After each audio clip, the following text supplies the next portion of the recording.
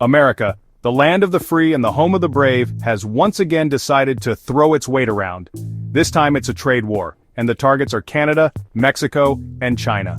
Trump, in his infinite wisdom, has slapped tariffs on imports from these countries. He claims it's to protect American jobs, but it's about as effective as using a screen door on a submarine. First up, Canada. Our friendly neighbors to the north are now facing a 25% tariff on almost everything they sell to the US. That's right. Everything from maple syrup to hockey sticks just got a whole lot more expensive. Mexico's in the same boat, hit with tariffs on goods ranging from avocados to auto parts. China, the big kahuna of global trade, is also feeling the heat. Trump has targeted them with tariffs on billions of dollars worth of goods. So what's the reason for this economic aggression? Well, Trump's been banging on about trade deficits and unfair trade practices. Basically, he's throwing a tantrum because other countries are selling more stuff to the US than the US sells to them. Now, I'm no economist, but even I can see this is a terrible idea. It's like trying to put out a fire with gasoline. It's going to hurt everyone involved, including the US. But hey, who needs logic and reason when you can just slap some tariffs on things, right? If there's one thing Canadians are known for, it's their politeness. They're like the nice neighbors who always bring you cookies. But even Canadians have their limits, and Trump's tariffs have pushed them over the edge. Justin Trudeau, Canada's usually mild-mannered prime minister, has come out swinging. He's called Trump's tariffs very dumb and accused him of trying to cripple the Canadian economy. And he's not just talking tough.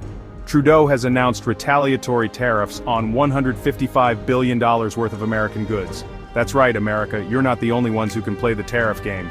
Trudeau's message is clear. Canada won't be bullied. He's standing up for Canadian workers and businesses, and he's got the support of the Canadian people behind him. Even the opposition parties are backing him up on this one. You know it's serious when the entire country is united against you. The fallout from Trump's trade war has been swift and brutal.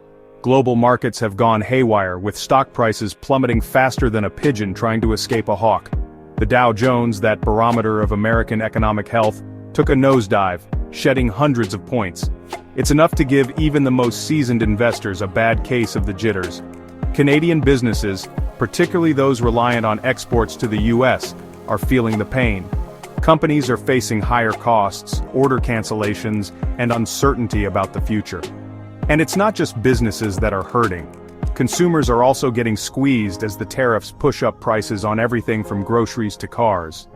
Politically, Trump's trade war has been a disaster.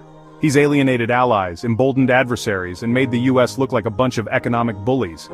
Even some of his own party members are distancing themselves from his reckless policies. It seems like the only one who thinks this trade war is a good idea is Trump himself. This isn't the first time Canada and the US have butted heads over trade. These two countries have a long and complicated history, full of ups and downs. But Trump's tariffs represent a significant escalation in tensions. They're a far cry from the days of free trade and friendly cooperation, and it's not just Canada that's feeling the heat.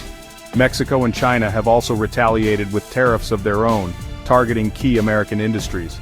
We're now in a full-blown trade war, with no end in sight.